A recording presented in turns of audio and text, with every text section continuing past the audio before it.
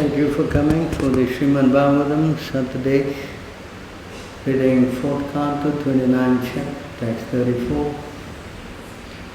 Naikanta tatha pratikaraha karmanam karma kevalam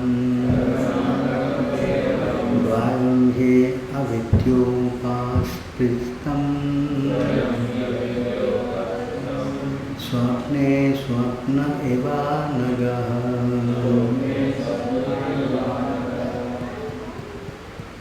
Now, never ekantakaha,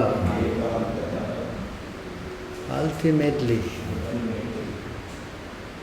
pratikaraha, counteraction, karmanam, of different activities, karma, another activity, kevalam, only, dvayam, both, because, avidya, due to illusion, upaskristam, accepted, swapne, in a dream, swapnaha, a dream, like, eva, like, anaga, O you who are free from sinful activities. Translation, Narada continued, if you are free, O you who are free from all sinful activity,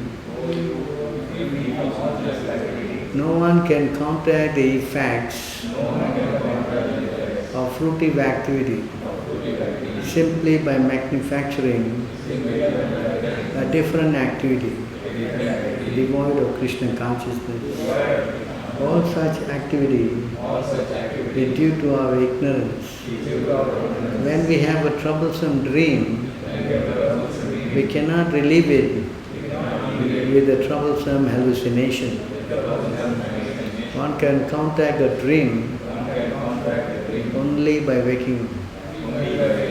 Similarly, our material existence is due to our ignorance and illusion. Unless we are awakened to Kṛṣṇa consciousness,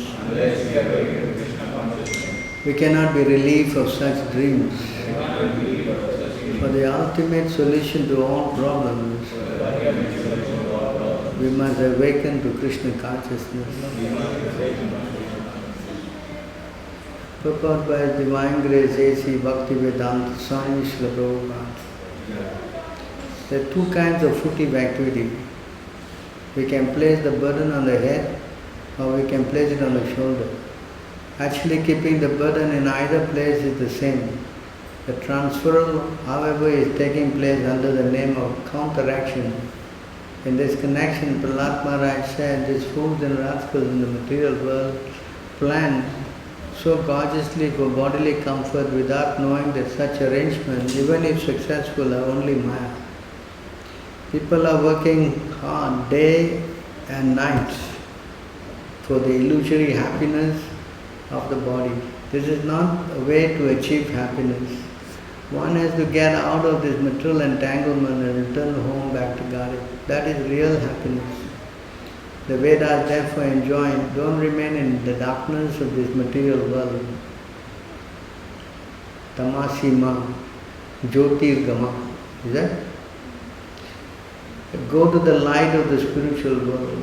To counteract the distress of the material body, one has to take on another distress condition. Both situations are only illusion.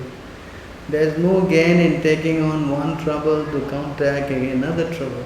The conclusion is that one cannot be perpetually happy as long as one exists in this material world. The only remedy is to get out of this material world altogether and return home back to Godhead. Omagyanatimirandasya ginanam ginakshilakaya chakshudin militam yena tasmai Shri Guruve Namaha Shri Chaitanya Manobhishtam Saktitam Yena Bhutale Swayam Rupa Gadamam Dadati Swaparandikam Vandeham Shri Guru Shri Yuta Padagamalam Shri Gurum Vaishnavamcha Shri Rupa Sadvitam Shavadutam Bhajanam Sahitam Krishna Chaitanya Devam Sri Radha Krishna Padam Sahagana Lalita Sri Vishakanvitam He Krishna Karuna Sindhu Dinabandhu Jagatpate Gopisha Gopika Kanta Radha Kanta Namostute Tapta Kanchana Gurangi Radhe Vrindavaneshwari Vrishabhanu Shuka Devi Pranamami Hare Priya Vancha Kalpataru Vyascha Kripa Sindhubheva Cha Patitanam Pavanebhyo Vaishnavebhyo Namo Namaha.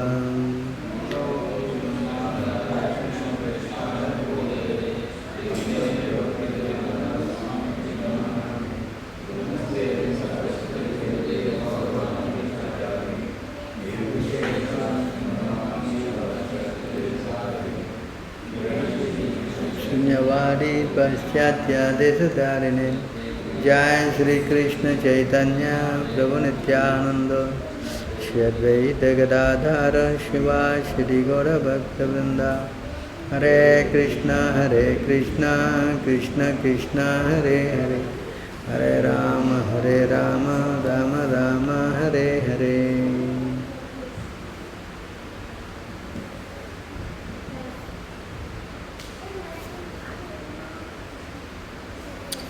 So again, thank you for coming on.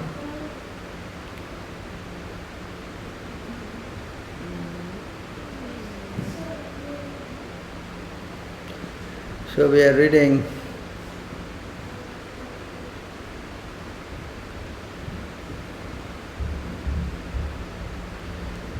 Canto 4, Chapter 29, Text 34. Narada Muni is continuing. We left off from the verse yesterday, the last class. Just to recap here, a man may carry a burden on his head. When he feels it too heavy, he sometimes gives relief to his head by putting the burden on his shoulder. And this way he may try in this way he tries to relieve himself of the burden. However, whatever process he devises to counteract the burden does nothing more than put the same burden from one place to another. So this is the verse that Narada was speaking prior to this. So we have explained what this burden is in the previous class.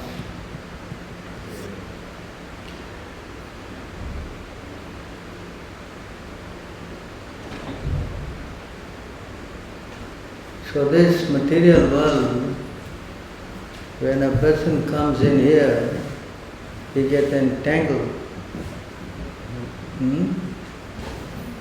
He gets entangled.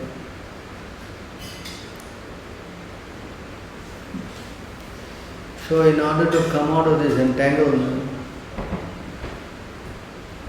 the only way is to become Kṛṣṇa conscious. Sometimes a person can see now what's happening is that he entangles himself with one woman. Some or other the relationship doesn't go well. Then he thinks that he should be better with another woman. Yes? In this way he keeps trying things that finally he will find some Miss Perfect. Or she will find a Mr. Perfect. But it's not going to happen. The only perfect person is Krishna. Right? So if you try to do anything other than that, it will only end up in misery and trouble. As it says, many times we have shown this verse, no? Yes?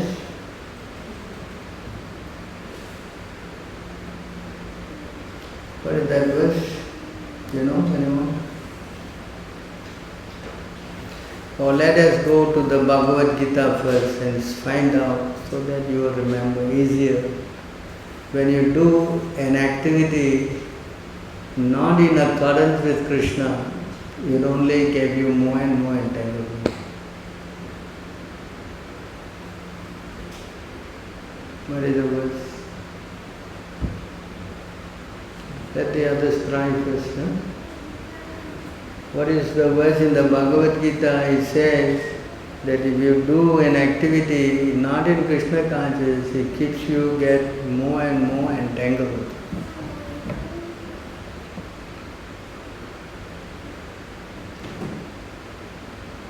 Anyone?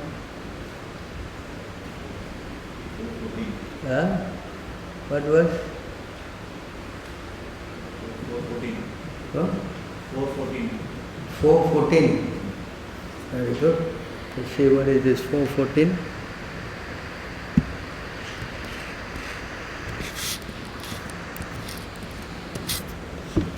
Karmani limpante, I think.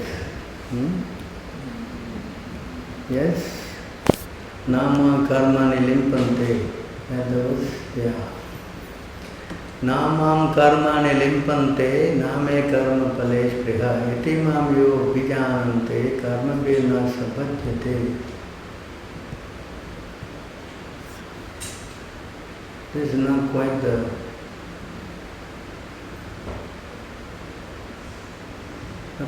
verse. If you go to Krishna, you become disentangled. This is. But what is the word that shows you get entangled more and more? Huh? All the pandits are sitting here and nobody.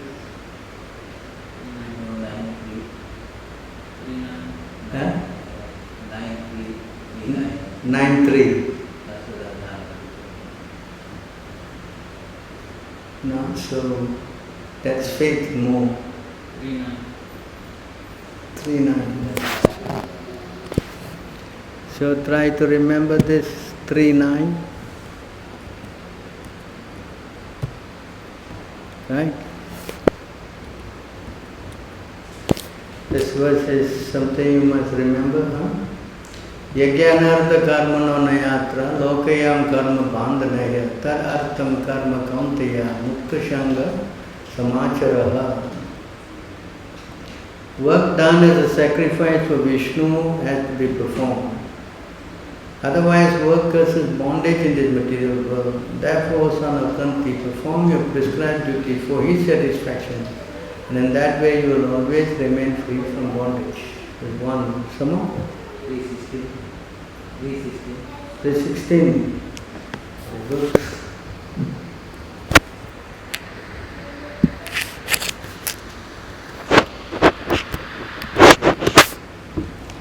I think you must remember all this. I quote this many times. My dear Arjuna, one who does not follow in human life the cycle of sacrifices established by Vedas certainly leads a life full of sin. Living only for satisfaction of senses, such a person lives in vain.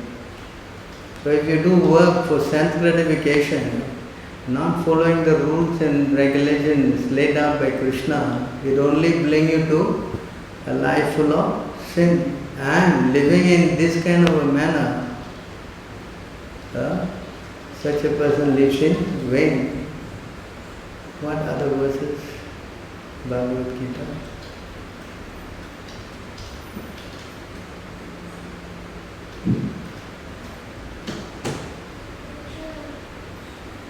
What other verses?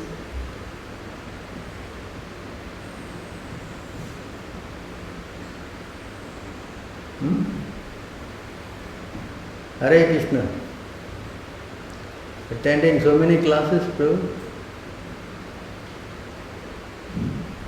Basic. Hello?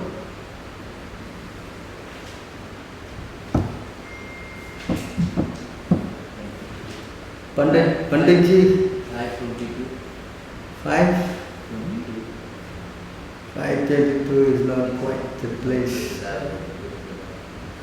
They are not interested in external.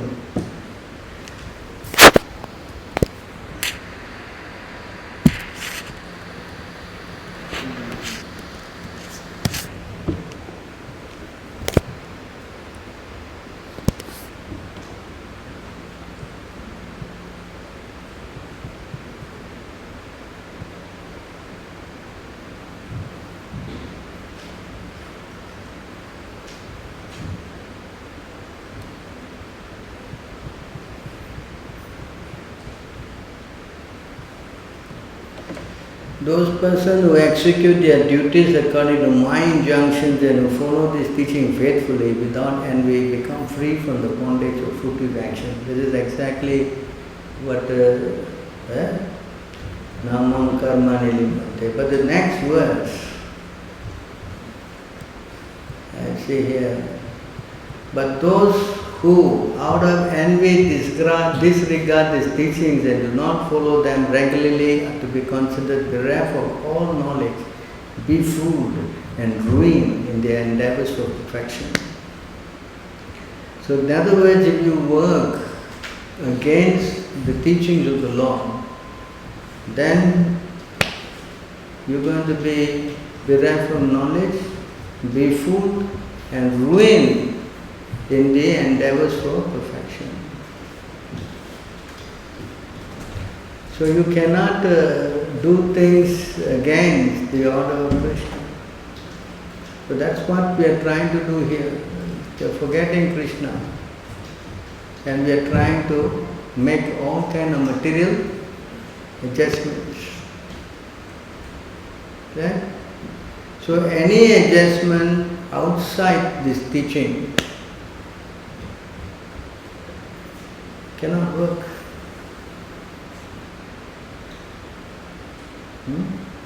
It says also here,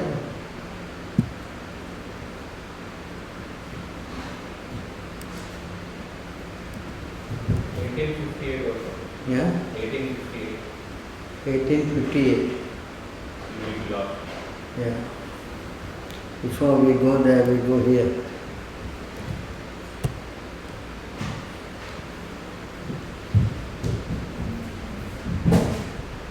Thus perplexed by various anxieties and bound by a network of illusions, they become too strongly attached to sense enjoyment and fall down into the earth.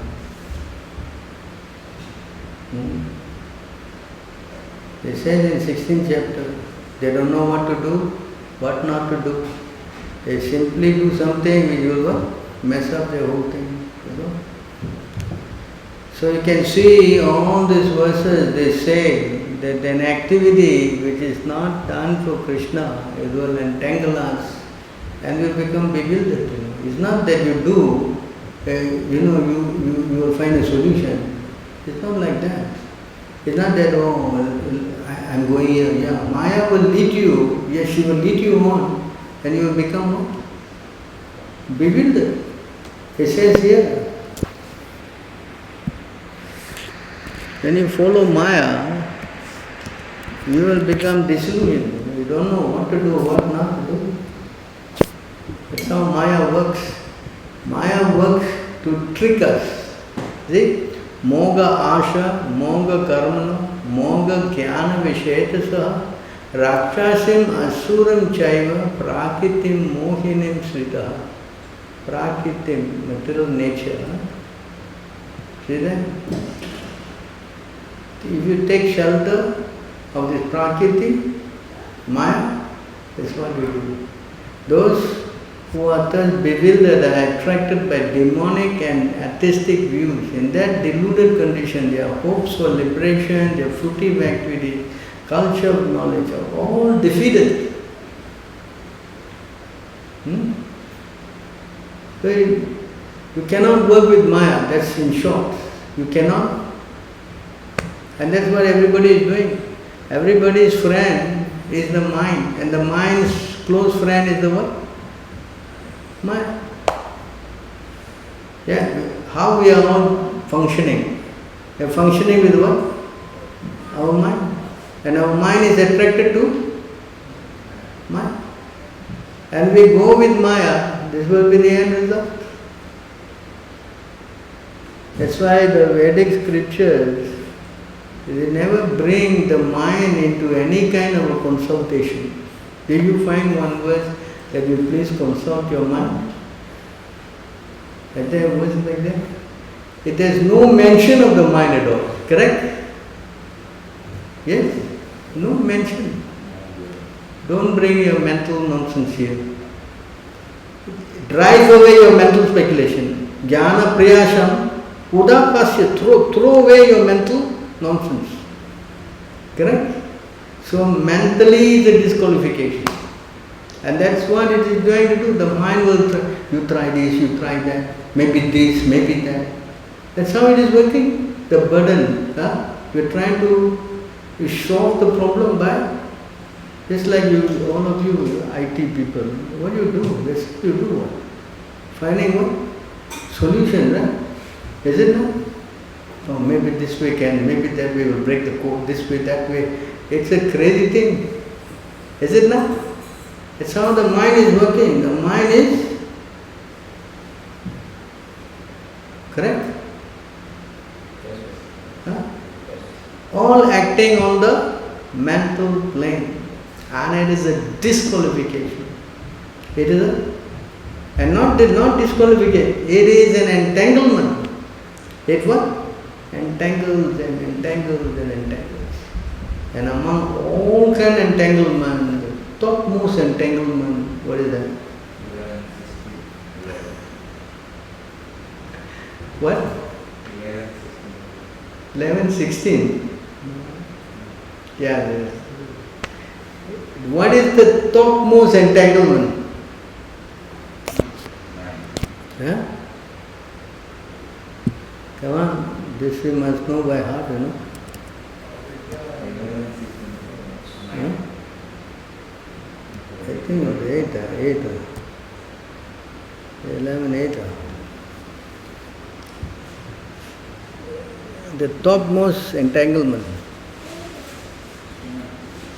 The two places, I think is 11.8 or 11.7.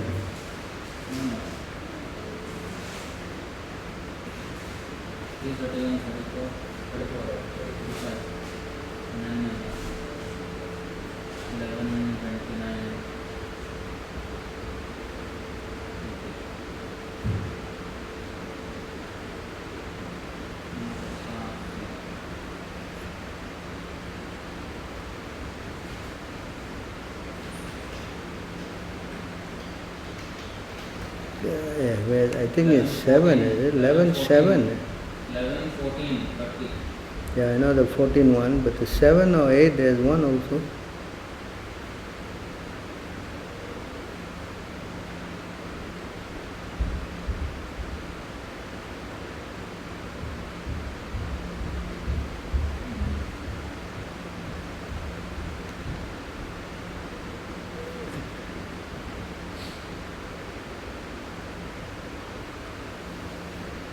What among all kind of attachment? 14, 30, 3, 31, 35. 11, 14.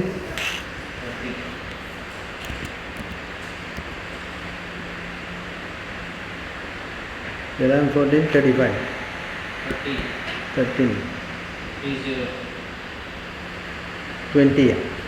303. 30.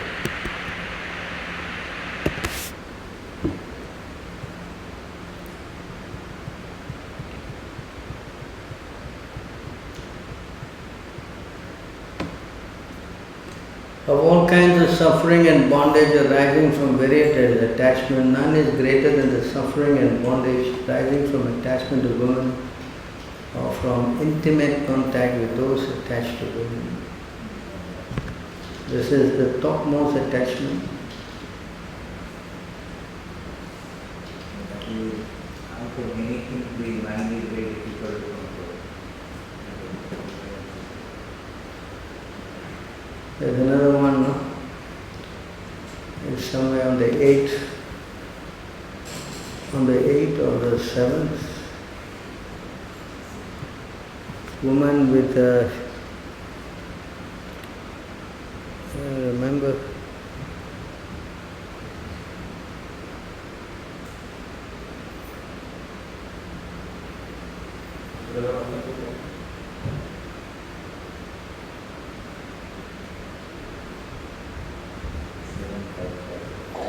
Eleven eight seven and 1188. How he can fall for the, fail to control the senses, immediately feel the attraction upon seeing a woman's form. So this is more appropriate. So among all kinds of suffering and bondage arising from various attachments, none is greater than the suffering and bondage arising from attached to women or from intimate contact with those attached to women. I think there's another verse in 3:30, is it? 3:31, 35.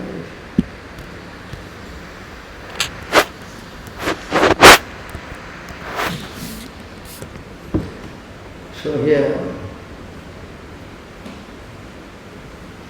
the infatuation and bondage which accrue to a man from attachment to any other object is not as complete as that of resulting from attachment to a woman out of the fellowship of man or found a woman. Exactly the same verse. So you can see from this attachment, then the person falls into the trap of getting into the consciousness of materially what? Only working for the material, me and my platform. The moment he gets entangled with a woman, then that's it. He is only thinking of material. All the material. I need this, I need that, I need this, I need so many things. Mind, this is his, this is how the soul gets completely bewildered. And I showed that first. This is how it works, no?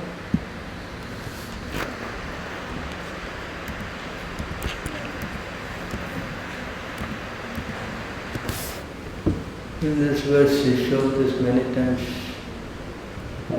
When a living entity thinking himself different from me, forgets his spiritual identity of quality, oneness with me, in eternity, knowledge and belief, his material condition life begins.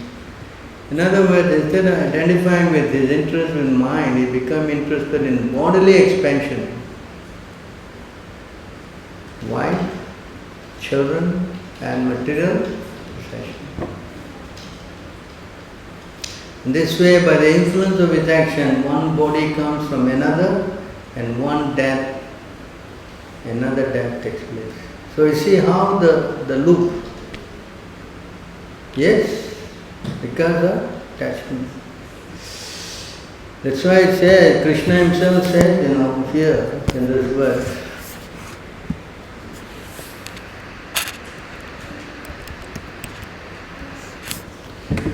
and this verse, you see, the one very important thing that Kṛṣṇa is explaining.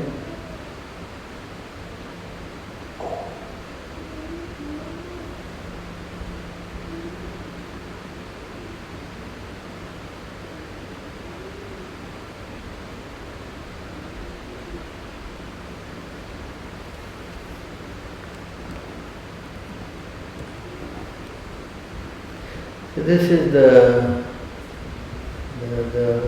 verse that Kṛṣṇa is saying. One who has fixed me within his mind as the goal of life should give up activities based on self-gratification and should instead execute work governed by the regulated principle for advancement. When, however, one is fully engaged in searching out for the ultimate truth of the soul, one should not accept the scriptural injunctions governing fruitive activities. The point. You understand? That we should not get entangled with karma, fruitive activity. And we should try to become more Kṛṣṇa conscious. And that can only happen if we take a spiritual master. And it is very important here.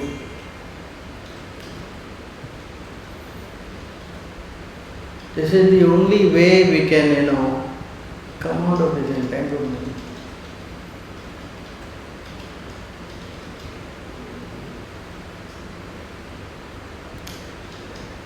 One who has accepted me as the supreme goal of life should strictly observe the scriptural injunctions forbidding sinful activities, and as far as possible should execute the injunctions prescribing minor regulative duties such as cleanliness. Ultimately, however, one should approach a bona fide spiritual master who is in full knowledge of me as I am, who is peaceful and who by spiritual elevation is not different from me. This is the turning point of the soul. Of course, you should observe the mind. When Krishna is speaking of regulative principles such as cleanliness, in other words, he is asking us to come in the mode of goodness. Because only in the mode of goodness, then you can go to the transcendental level. And that only through the mercy of a pure devotee.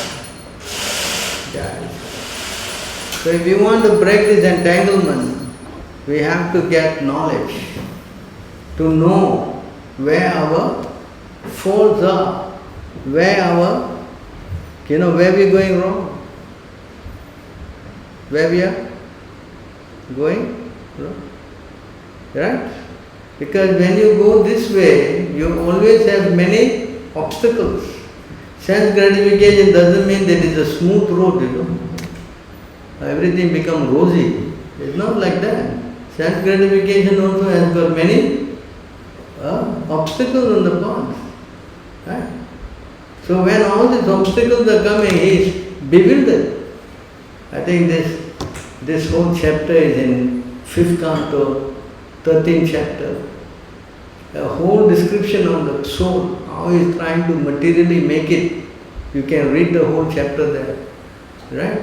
You can go and see 5:13. He is trying this, he is trying that, sometimes he is doing this, sometimes he is doing that. The whole chapter is describing the entanglement of that soul. Yes?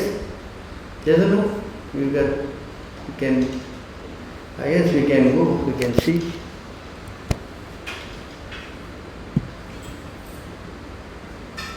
This is how it started with this whole thing. I think it's 5:14 or 5:13. 5:14 is forest. Forest of enjoyment, no?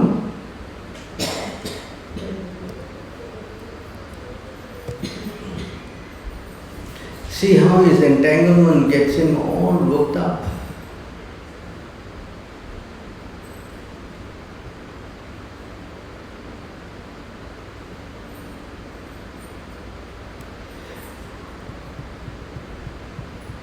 When King Parikshit asked Sukadeva Goswami about the direct meaning of the material forest, Sukadeva Goswami replied as follows: My dear king, a man belonging to the mercantile community, one egg, is always interested in earning money. Sometimes they enter the forest to acquire some cheap commodities like wood and earth and sell them in the city at good prices. Similarly, the conditioned soul, being greedy, enters the material world for some material profit. Gradually he enters in the deepest part of the forest, not really knowing how to get out. See that? This is how it works. Having entered the material world, the pure soul becomes conditioned by the material atmosphere, which is created by the external energy, under the control of Lord Vishnu. Thus, the living entity comes under the control of the external energy, Devi Maya. Living independently and bewildered in the forest, he does not attain the association of devotees who always engage in the service to the Lord. Once in the bodily conception, he gets different types of body, one after another, under the influence of material energy, impelled by the modes of material nature, Sattva Gun, Raja Gun and Tama Gun. In this way, his conditioned soul goes sometimes to heavenly planet, sometimes to earthly planet, sometimes to lower planet and lower species. Thus he suffers continuously due to different types of bodies. This suffering and pains are sometimes mixed, sometimes they are severe and sometimes they are not. These bodily conditions are acquired due to the conditioned soul's mental speculation. He uses his mind and 5 senses to acquire knowledge, and this brings about different bodies and different conditions. Using the senses under the control of the external energy Maya, the living entity suffers the miserable conditions of material existence. He is actually searching for relief, but is generally baffled. Although sometimes the relief of the great difficulty, struggling for existence in this way, he cannot get the shelter of pure devotee who are like bumblebees engaged in loving service of Lord Sri the Lord Vishnu. Is that? This verse sums up. Of course, it goes on. This whole chapter is, forest of material enjoyment.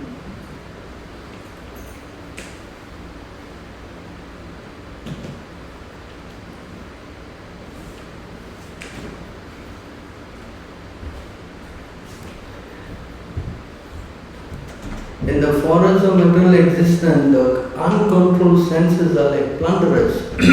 The conditioned soul may earn some money for the advancement of Kṛṣṇa consciousness, but unfortunately the uncontrolled senses plunder his money through sense gratification. The senses are plunderers because they make one spend his money unnecessarily for seeing, smelling, tasting, touching, hearing, desiring and willing. In this way, the conditioned soul is obliged to gratify his senses, and thus all his money is spent. The money is actually acquired for execution of religious principle, but it is taken away by the plundering senses. Yes. See, he tried to make it used for Krishna's service.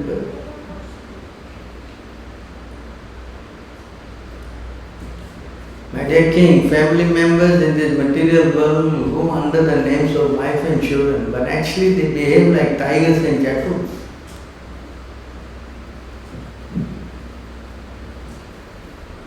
Pretty strong word, Right? You're falling in love with the tiger and jackals.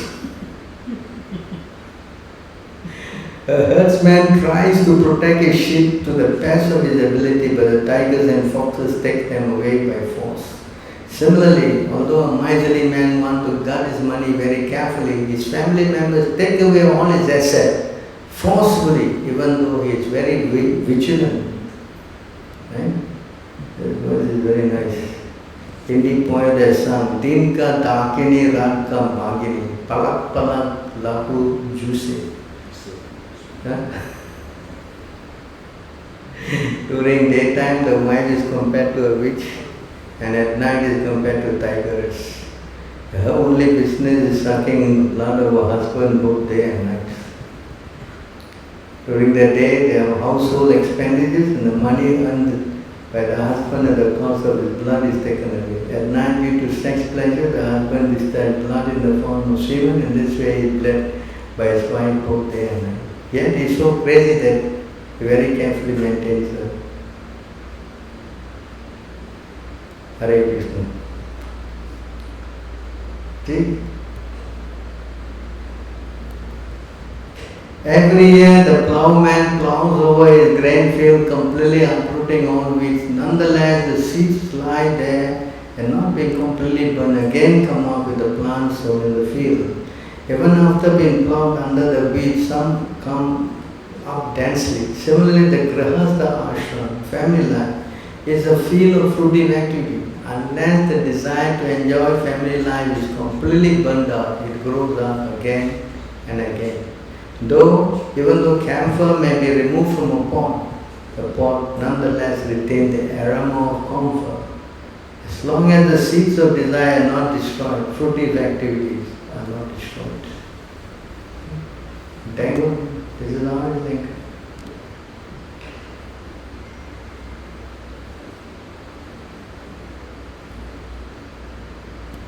Sometimes the conditioned soul in household life, being attached to material wealth and possession, is disturbed by envious men who are like, what is this, gadflies, and mosquitoes, and sometimes is troubled by thieves who are locusts and birds of prey and rats. Nonetheless, he still wanders down the path of material existence. Due to ignorance, he becomes lusty and engaged in fruitive activities. Because his mind is absorbed in this activity, he sees the material world as permanent, and although it is temporary, like Phantasmagoria, a house in the sky.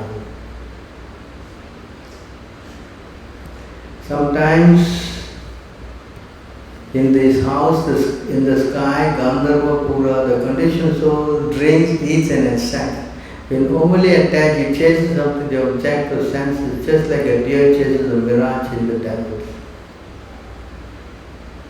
So this whole chapter is describing how one is entangled materially. Sometimes the living entity interested in the yellow soul known as gold and runs after it.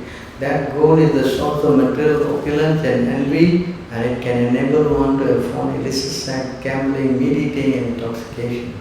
Those whose minds are overcome by the mode of passion are attracted by the color of gold, just as a man suffering from cold in the forest runs after prosperous light in the mesh lamp, considering it to be fire. This is how this entanglement works. Sometimes the conditioned soul is absorbed in finding residential quarters or apartments and getting a supply of water and riches to maintain his body. Absorbed in acquiring a variety of necessity, he forgets everything and perpetually runs around the forest for material existence.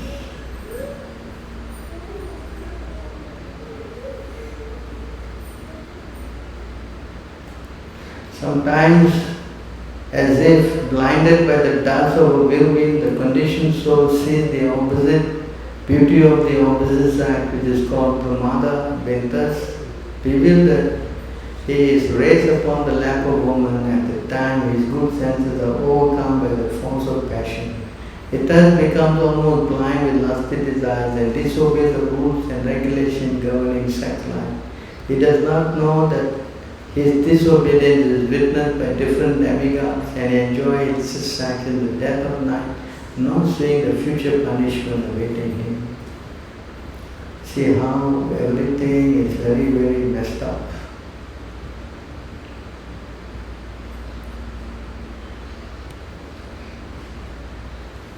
The conditioned soul sometimes personally appreciates the futility of sense enjoyment in the material world, and he sometimes considers material enjoyment to be full of misery. However, due to his strong bodily conception, his memory is destroyed, and again he runs after material enjoyment, just as the animal runs after Viraj.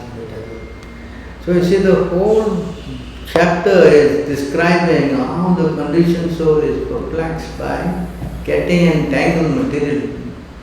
The only way out of this, that if we can turn his face to Krishna.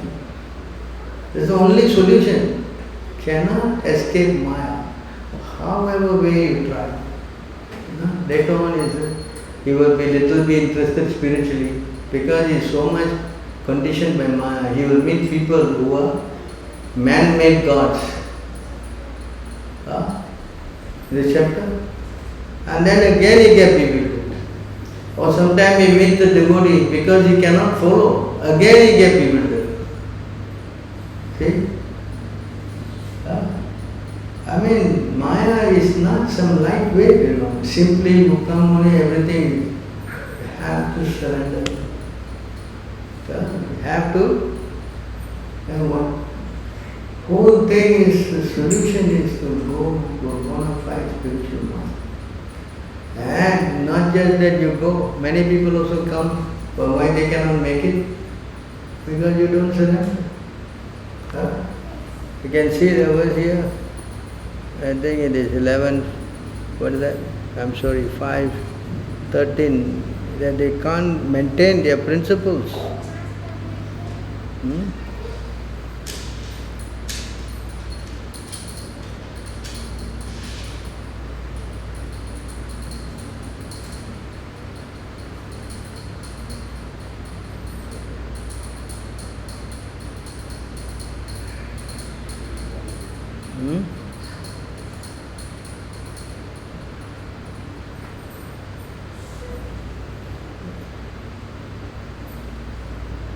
You can see here.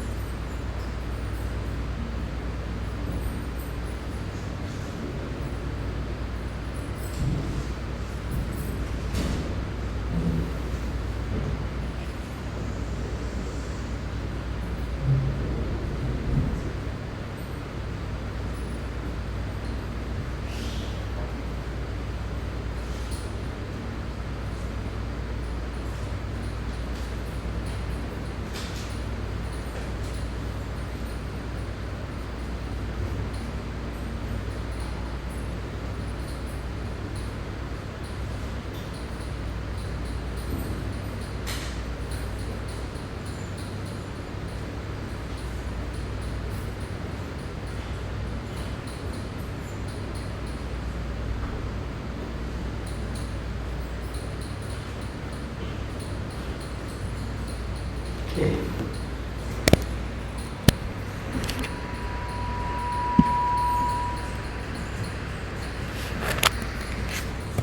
here,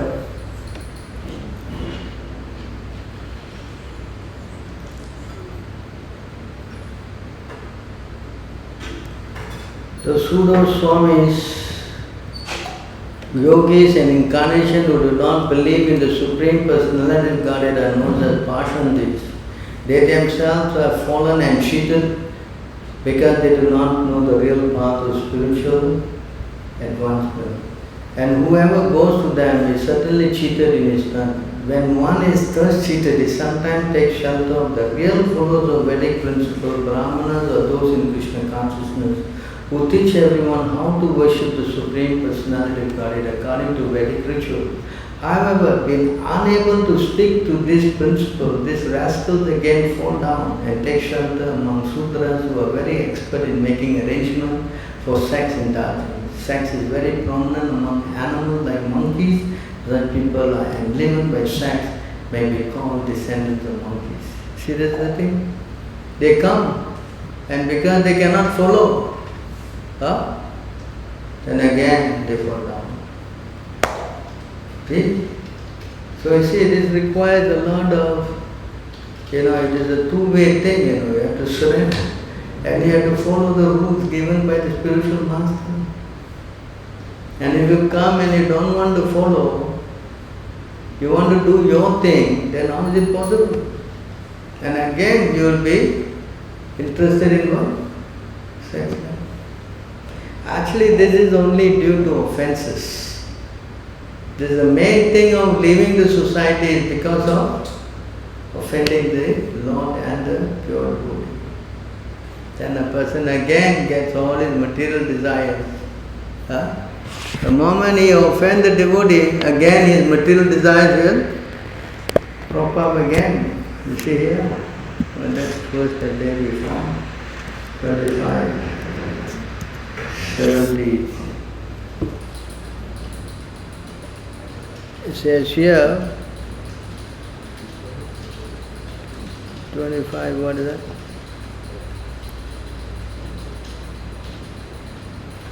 $72.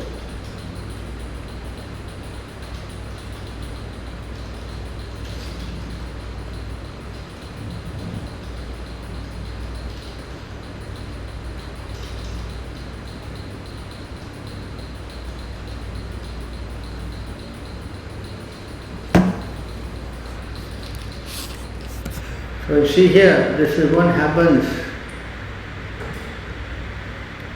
If a person considered liberated in this life commits offences against the reservoir of inconceivable potency, the Supreme Personality of Godhead, he will again fall down and desire material atmosphere for material enjoyment. See?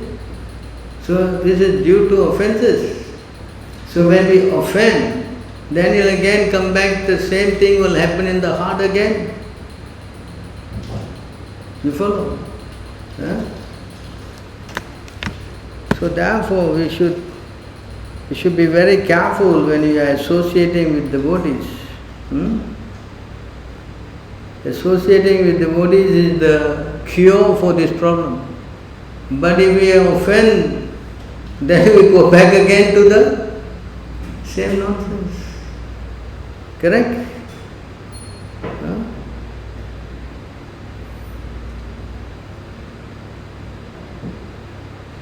I also quoted another verse that one should always consult the spiritual master at all times, at all places, in all circumstances. It is in this 25.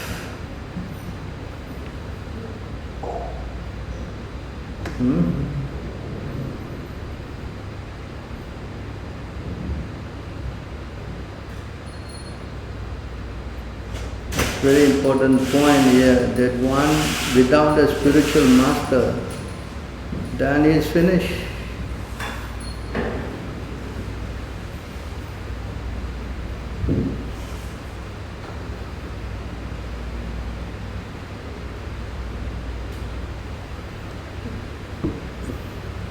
Jai Shri Radha.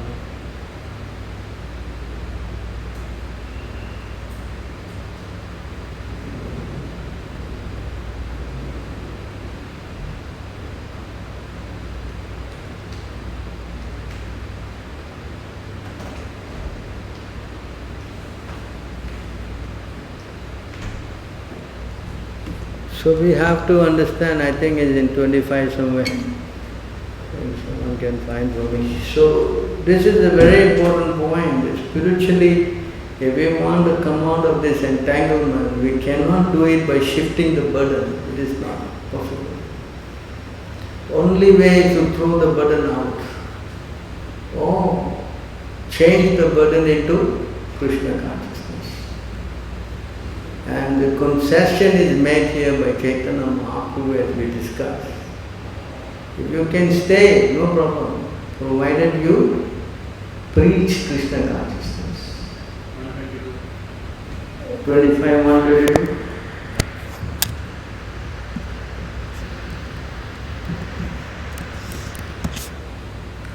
This verse here, see? It is therefore the duty of every man in every country, in every circumstance, and all times to approach a bona fide spiritual master and question him about the devotional service and listen to him explain the process. Huh? If you don't do this, then there is no way out. There is no. You cannot make. There's a spiritual master questioning him about devotional service and listen to him explain the process. Then yes.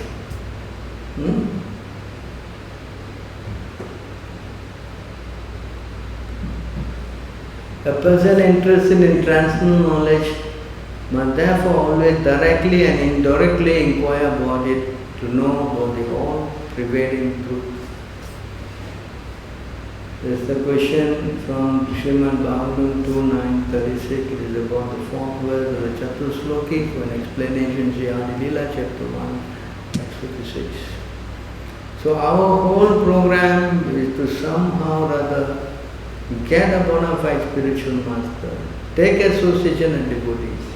Then yes, Krishna will relieve us from all this entanglement. Only by the mercy of the pure devotee and Krishna. There is no other shortcut to this process. That's why Narada Muni said that if you are having a bad dream, you cannot solve the bad dream by having a good hallucination. The only way is to wake up. When you wake up, oh, what a bad dream I had. Correct?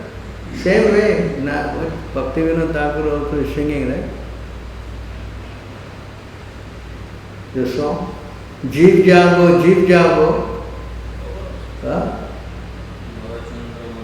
Gaurachandra Bole, Koda Nidra, Yao Maya, Pisache Kole.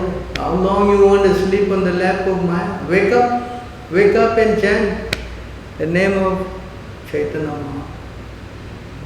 Mahaprabhu. There's no other way out of this solution. You can try and try. In fact, we are trying for many, many births already. If you think you want to keep trying, no problem. Krishna let you have a what? Free will. Yesterday's class on what? Free will. Paying a heavy price for the wrong decision. Yes. The solution? Take shelter of the spiritual master. From him get the knowledge. Serve him submissively. Inquire from him. And that way he will give you the mercy how to come out of that. I think the first thing he does is that he clean up. You take away all your karma. First thing he does is what? Because of karma we are suffering, correct? Takes away. Alright, no more. You start clean. And he gives you Divya Jnana knowledge. Okay, now you start clean. Chant, taking prasadam, associating with devotees, one thing after another, and then you develop full attraction for Krishna. This is the method. There's no other method. No other solution. That's why it says, you try anything else. In fact, there's another verse. the material thing you try is more painful than the process. No? 7, 9 something, is it? 7, 9, 7. 7, 9, 17.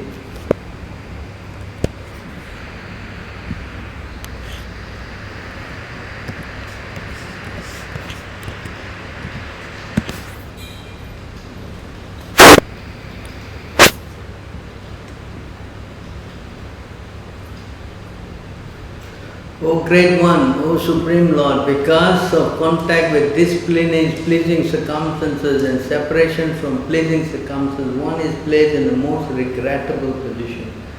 On heavenly or hellish planet, as if burning in a fire of lamentation. Although there are many remedies which to get out of miserable life, any such remedies in the material world are more miserable than the miseries themselves. Therefore, I think that the only remedy is to engage in your service. Kindly instruct me in such service. Period. You try anything else, you will become more miserable than the misery itself. That's why Krishna says, Dukhalyam Asasa. Cannot change that. The living entity is brought to this material world for one purpose. To understand that he made a big mistake, reform, take shelter of the bona fide process and go back home, back to God. This is not our place. It cannot make it our place. However you try, it's not possible. Correct? You can try. You can build a castle, you can build a fortress, but you cannot escape that. However you try, you cannot. And when death comes, everything is zero. You have to leave behind everything and go to the next destination. Correct? So please think carefully. That's why Krishna said, you surrender to me. Abandon all varieties of dharma and just surrender unto me. I will take care of everything, deliver you from all sinful reaction, and take you home. Don't fear. Don't worry, say Ma Sucha. Right? That's all. So please understand this process. And even if you do it, Krishna is so kind, even you don't complete it also.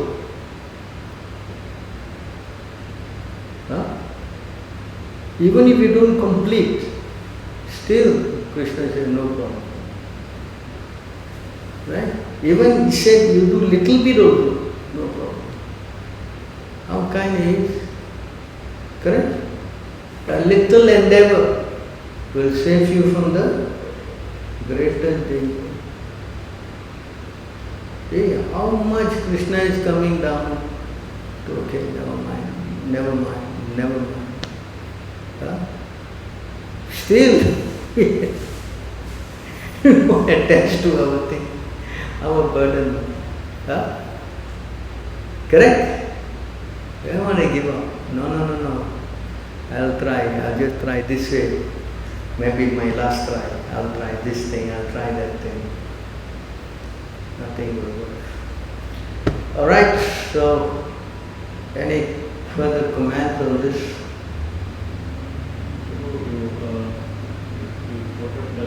Verse 11:10:4.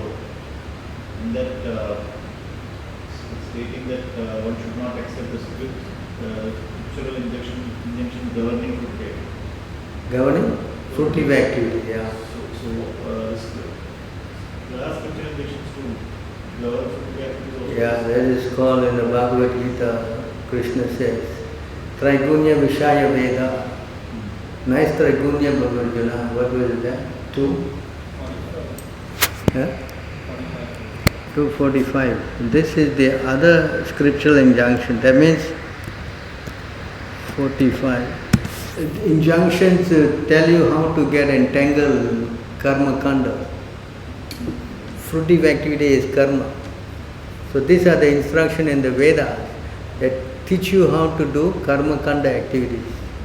So Krishna says we should not involve in that. Okay? The Vedas deal mainly with subject of the three modes of control nature. O Arjuna, become transcendental to the three modes.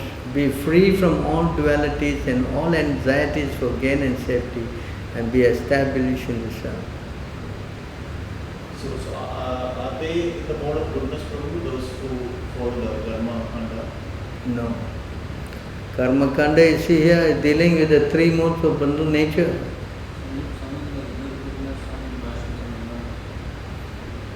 Karma kanda means activities to get material benefits.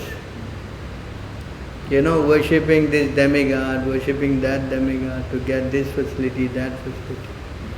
It is there in the Vedas, You do this yajna, you do that yajna, you get this, you get that. So that's why Krishna is telling, come out of this, don't do this. Go above the Vedas. Of course, the Vedas also speaking about devotional service. The three things are there. Karma kanda, jnana kanda and upasana kanda.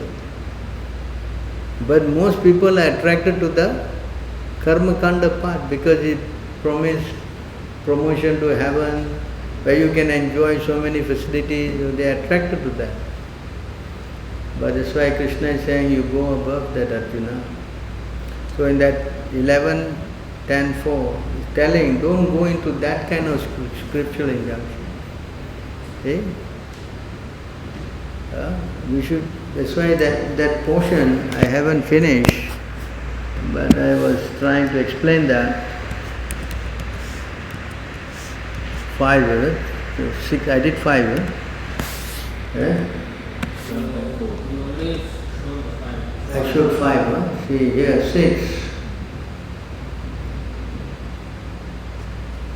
So he said you must take a spiritual master. So this action of a spiritual master, disciple should be free from false prestige, never consider himself as a doer. He should feel enmity toward no one. He should be active and never lazy. He should give up all sense of proprietorship over the objective senses, including his wife, children, home, and society. He should be endowed with feelings of loving friendship toward the spiritual master. He should never become deviated or bewildered. Servant or disciple should always desire advancement in spiritual understanding. He should not envy anyone and should always avoid useless conversation. These are the qualities of a disciple.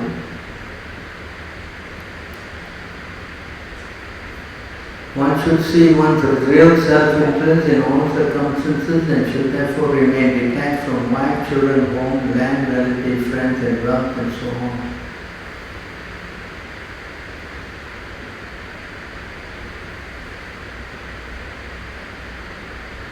Just as fire which burns and illuminates is different from firewood which is to be burnt to give illumination, similarly the seer within the body, the self-enlightened spirit soul is different from the material body which is to be illuminated by consciousness. Thus the spirit soul and the body possess different characteristics and are separate entities.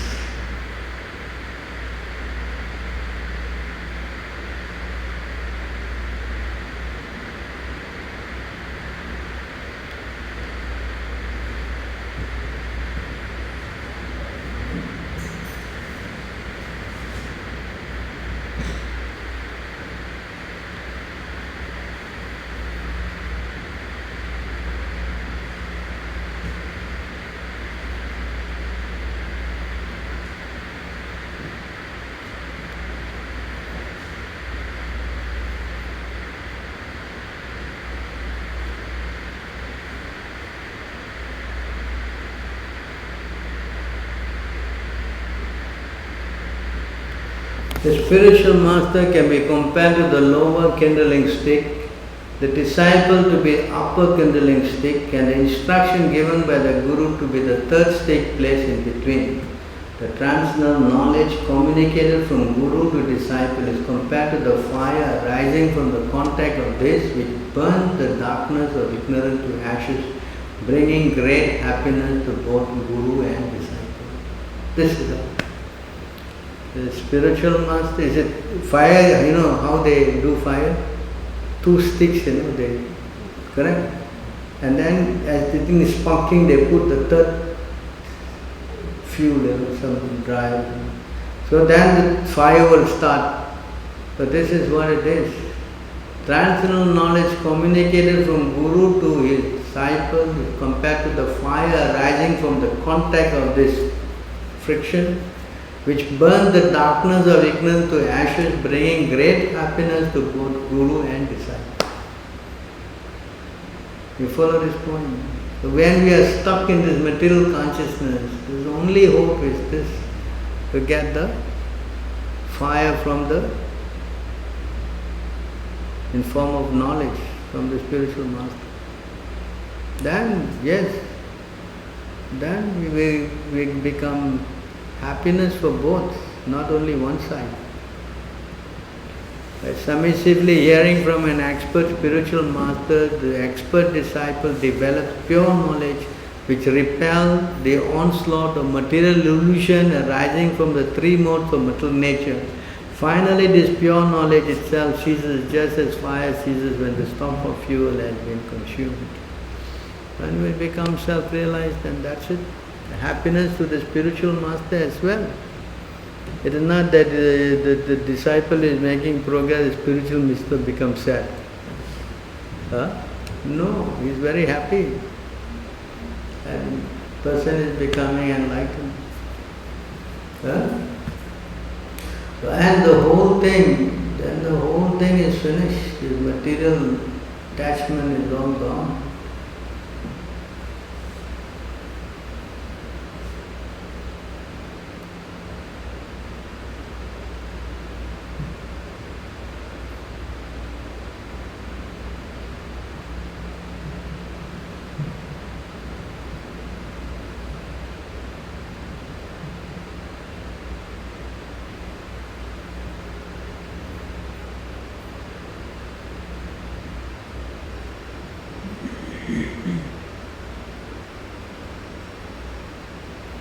So then Krishna explains further, all the philosophers who are giving all kind of the 6 philosophy and all that kind of knowledge is not sustaining. Speaking about, of course he will go on to explain self-gratification, promotion to heavenly planet and all that. It's all not very liberating. Only way out of this mess, take shelter. That's why Chaitanya Mahaprabhu came. Simple, no complications, so many philosophies. Just chant Hare Krishna, Krishna Krishna, Hare Hare Rama, Rama Rama. Worship Him, chant Hare Krishna. Stay in your place. No need to worry about, giving up wife, family, children. All it's like a nightmare. You understand? Not even nightmare, heart attack. You understand it is, although they do so many nonsense, but just to get out. What to speak about you, Prabhupada? When Bhaktisiddhanta came in the dream, pulling him by the hair to ask him to take sannyas, he was in shock. Prabhupada. Of course, it's different. He has to teach us. So the whole idea, it is very entangling, So to leave that entanglement is also a very big thing. You follow? So it is not so easy. So that's why Chaitanya Mahaprabhu, you stay where you are, you chant and you preach. That's all. Solution. You preach Kṛṣṇa consciousness. Yare deka tare kaha Krishna upadesh. Hamara ajnana Guru ena tara hai desh.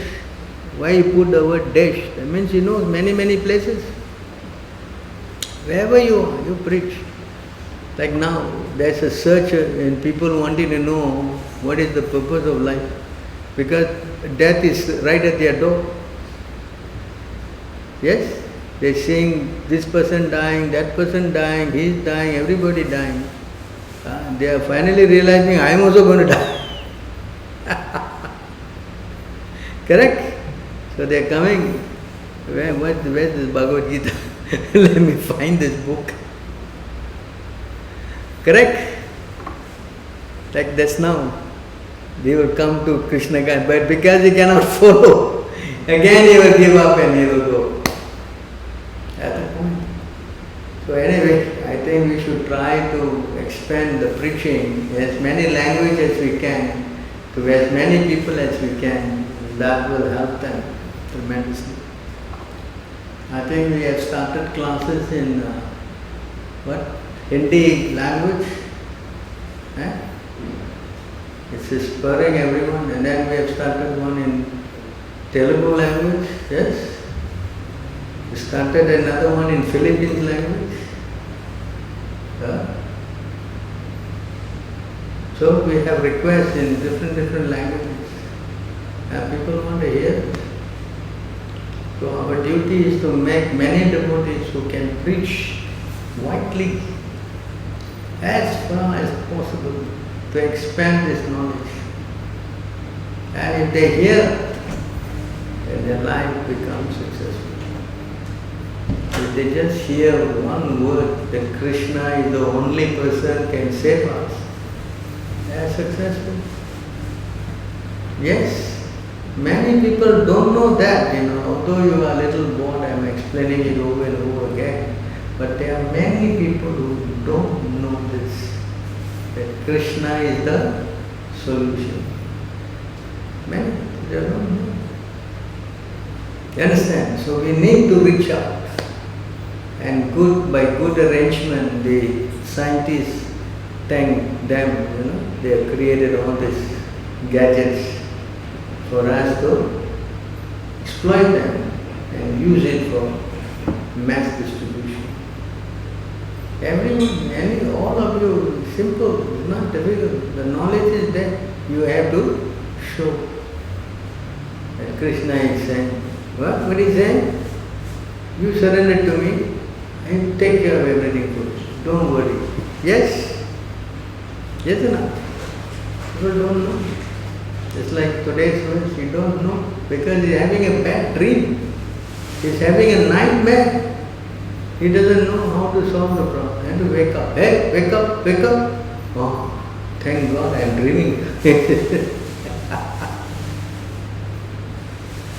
So we need to wake them up. And you can only wake people up with transcendental knowledge. Not acting like a professional guru or life coach. And this is all won't work. Life coaches all, you have to go to a bona fide spiritual master to learn. And that comes with a price. Surrender, and service is important. And service. 3 things you have to do. It's not just, he will dish out. And then you surrender. That will not happen. Kṛṣṇa will not reveal himself unless. Yes, we surrender and we must become what? His devotee and his friend. Good thing. Otherwise Kṛṣṇa is not obligated to give all this information. Yeah, you carry on. He will bewilder you. Even you read Bhagavad Gita also you can get bewildered. There are so many people reading Bhagavad Gita. Correct? Why they are not finding out the solution? Why? Why is Kṛṣṇa bewildering them? No, I am reading this book. It says Kṛṣṇa ultimately is Brahman. Correct? Why? Because Kṛṣṇa bewilders your consciousness.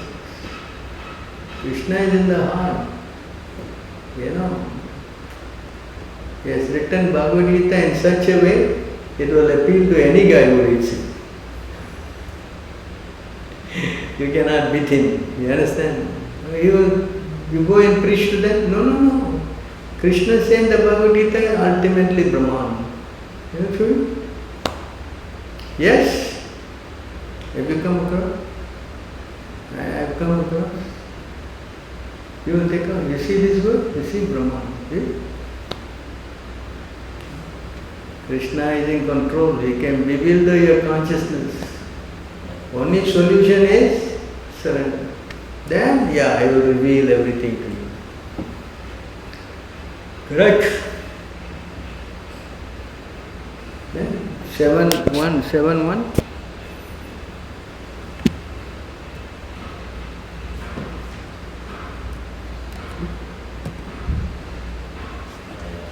What? No. This one, Kṛṣṇa is saying, no, wait. Coming, Prabhupada spoke this verse so many times, right? Huh? Every time he give verse, this class. Huh?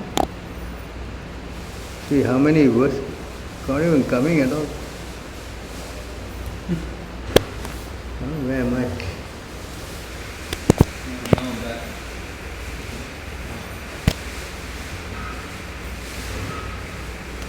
Sorry. Hold on, down. No, Where? Oh, here. this is Bhava. This is Bhagavad. Wow, goodness, very good.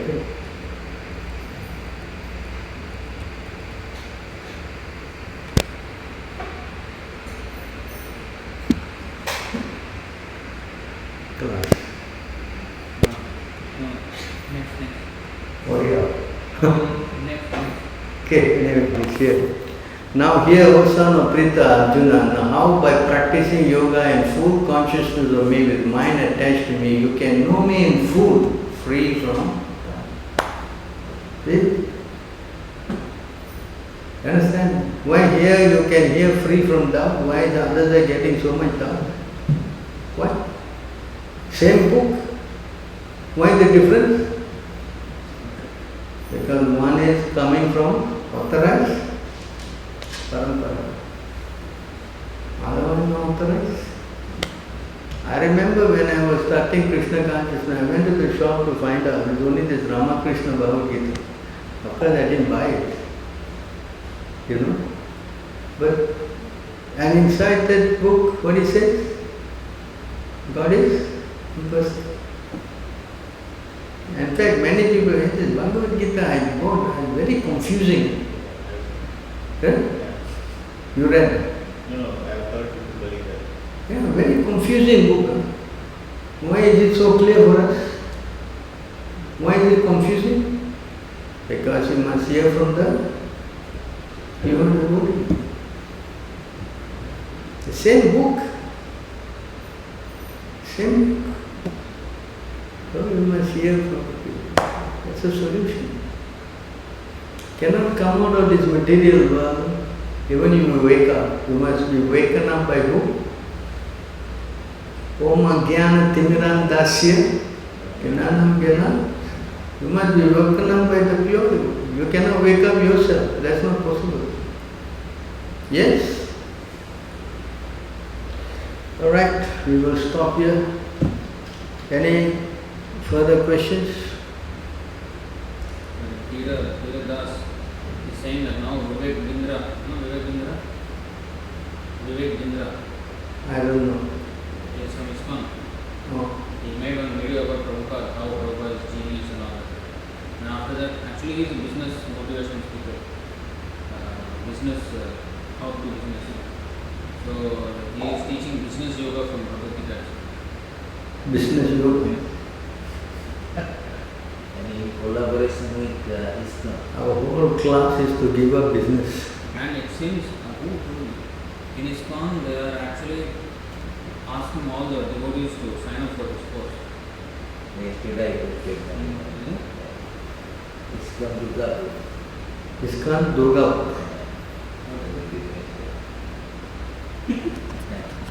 I quoted 11:10:4, correct? Yes? ISKCON is organizing business yoga from Vivek Bindra. Not even dress as a devotee. No. But he is a so-called devotee. I think you please sign up. Yeah? Please, Shaila, we will teach you from Bhagavad Gita. I don't know which verse you can point to support this. 1848. Huh? 1848. 1848. No, not only that, third chapter now. Must work, otherwise you cannot maintain your body also. Yeah. Oh. Immediately after that, Krishna says. After saying that, Krishna immediately, Krishna is smart, he says, but if you don't work for me, you will be finished. Yeah? See how Krishna is not a fool. Yeah. He quoted 1848. And just after that, what he says? Huh? If you don't listen to me, you will be finished. He said to Arjuna, you are free to act whatever you free. Next verse. But you don't listen to me, you will finish. First, what is that? Yata chasi tata kuru. Whatever you want to do, you do. Next verse. What is that? Actually, no. Few verses before. Yes. But you don't listen to me, forget it, Arjuna. You are not going home either. Forget it. Understand? There is a but, you understand? So here he is trying to, misrepresent. Where is that business yoga? Is there such a word? Is there such a word called business yoga? Huh? Yoga means linking to the Lord. Huh? And business is what business? Business means what? Karma. Huh? Krishna says in Bhagavad Gita, a bhakti yogi is better than karma yogi, is better than in all circumstances Arjuna become a bhakti yogi. So how about this yoga? They are diluting the whole concept of philosophy. Huh? They are talking about materials, going out of materials number to spiritual. And the person who can wake us up is the spiritual master who is not in this material mode. From time immemorial, we are in this avidya, ignorance and false ego. Right from, I don't know which sarga and visarga, we are transmigrating in different bodies. We have to get out of that actually. All the anarthas are because of avidya only, ignorance. The more and more you entangle in all this kind of thing, you will get deeper engrossed. Making money is a big, what we say, entanglement. You understand? So all this kind of nonsense, I sign up for all brahmacharis will go and sign up for this. After he finishes business yoga, he will get some business with some other person. Then the entanglement starts.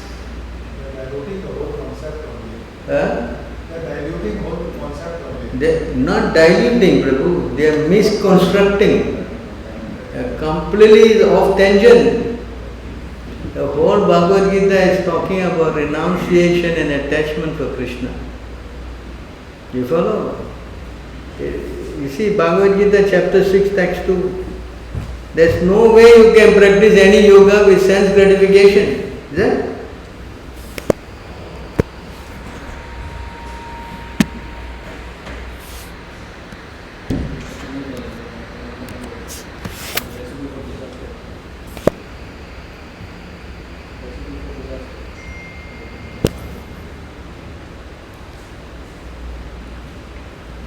What is called renunciation, you should know to be the same as yoga, linking oneself with the Supreme.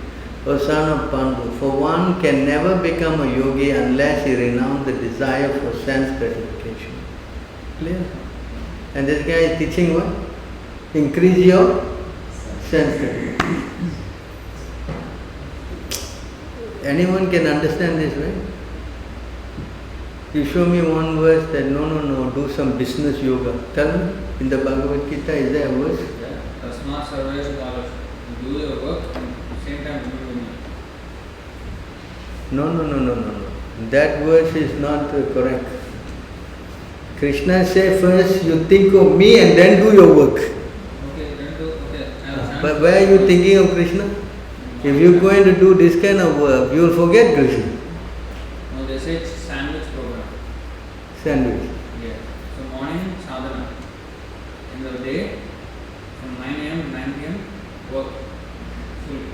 And 9 p.m.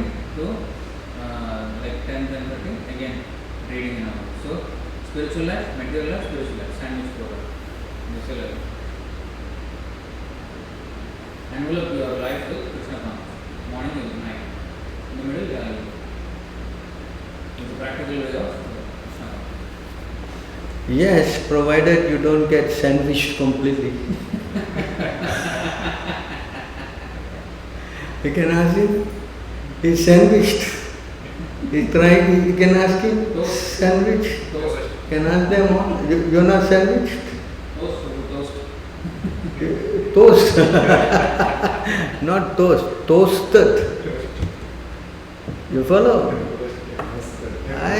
You cannot try to do this sandwich program if you don't have very strong association. Maya is not lightweight. In fact, Prahlad is saying, I'm not frightened of your form, my dear Lord. I'm more frightened of your Maya. You understand? The Maya can be one very bewildering. Correct? Yes. And money, when you touch money, the greed comes in. Correct? And many bad qualities come in. And you want to do more, you want to do more, you want to do more, you don't want to come out. Prabhu, it is not a sandwich program. It is what? It is a program to finish you. You will get squeezed out, finish. Maya, that's why it is Maya, you have to keep her at distance. Even Lord Shiva is frightened of Maya. What about you and me? Lord Shiva associates Maya when she is performing a duty. He associates with her at a distance. Lord Shiva is associating with Maya at a distance. If you want to embrace Maya, wow! I think you will become the next Lord Shiva. You are more powerful than Lord Shiva, I think. Yes? What? Correct? You put one snake on your head and go to work. Yes? Huh? I mean, look, those people who are, that means this guy, what he's teaching is that all these brahmacharis, all the vanaprasthas and sannyasis are wasting their time. He has, and now you see 16.4 million subscribers on YouTube. 16.4 million. Let him have 600 million. No, let him have 600 million, because that is what the masses want. All the masses, that's why Krishna said, Bahunam Janmanam Ante. Manusyanam Sahasreshu Kaschid Yatati Siddhaya. Yatatyapi Siddhanam Kaschid Mam Veti Tattvata. Among all those who want perfection, at least one will know me. So this is for the Bahunam Janmanam Ante. It is not for the masses. Because if you say, don't say this, if you just show some naked movie, how many views you will get? I think much more than this guy. Yes or no? Correct? Then that's what the masses want. The masses, they want.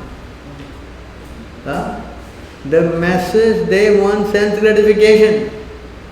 The whole subject today by Narada Muni, what is that? To wake up the masses like this. But if you're going to put this, see this verse.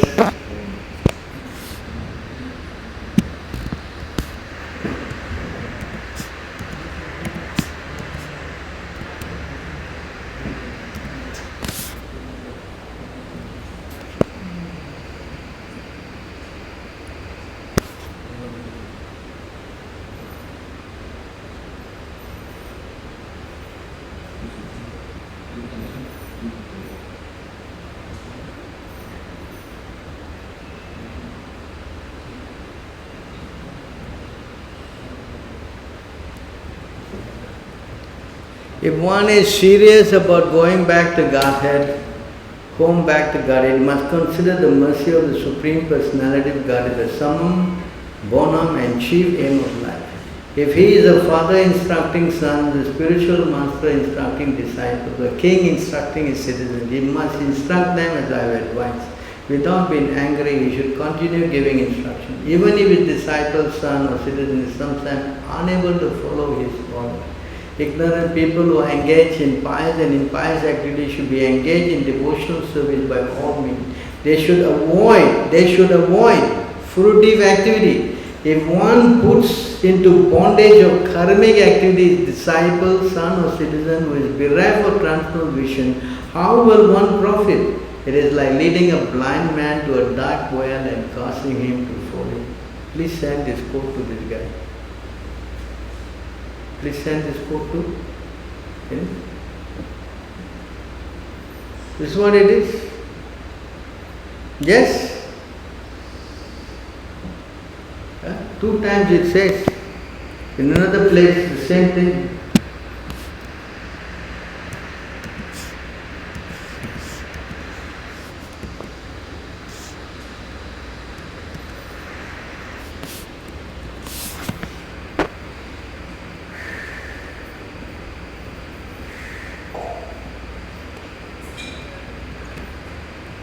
A pure devotee who is fully accomplished in the science of devotional service will never instruct a foolish person to engage in fruitive activities for material enjoyment. Not to speak of helping him in such activities. Such a devotee is like an experienced physician who will never encourage a patient to eat food injurious to his health, even if the patient desires it. This is spoken by the Lord. Fruitive activity is never encouraged in any part of the... I think we quoted that verse by Chaitanya Mahaprabhu, right? He was speaking to the Tattvavadis. I think it's 10, is it? 9, maybe 9, yeah. Fruitive activity is condemned in all structure. All shastras never encourage anyone to do fruitive work. Correct? He's speaking to the Tattvavadis, I think it's 9 something, 9169, is it? Yeah? Anyway, common sense. You are working day and night. You like to increase that? The idea is, don't want to increase. Work less, earn more. Save time for self-realization. To work less and earn more. How much you getting entitled? Correct? Yes, in the end, you're working more and earning less.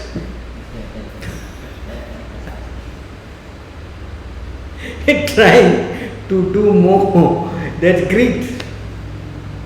Yes? And you cannot control greed. There's no way you can conquer greed. These are the 3 gateways to hell. What is that? Moha? No. Lobha. Please don't change Bhagavad Gita. Kam, Krodh and Lobha. Understand? Not Moha. Lobha. Greed. And greed comes with what? Sense gratification. The more you want, the more you want. The more you want, the more you want. Yes? So please try to understand, all this nonsense invention is to flowing in with the what? Why is only getting 16 million? He should get 60 million. And when we speak the truth, you don't even get 10 guys. When we are speaking the truth, how many guys we get? No? Not even 10 guys.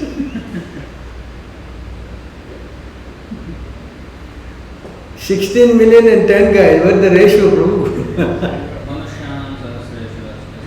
No, Prabhu, you are not bona fide.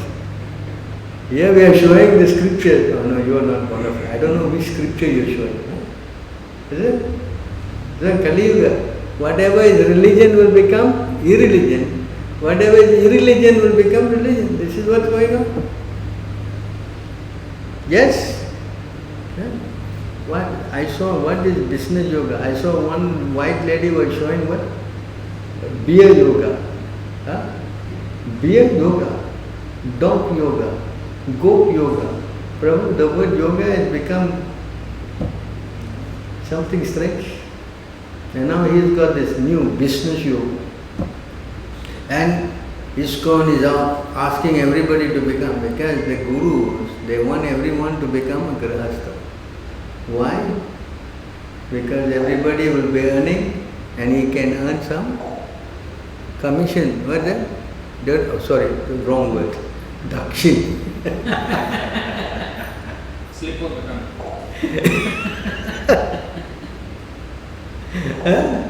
Understand? Dakshin. That's what it is. Correct? So, all glories. Okay, we will stop here. Any other questions inside the thing?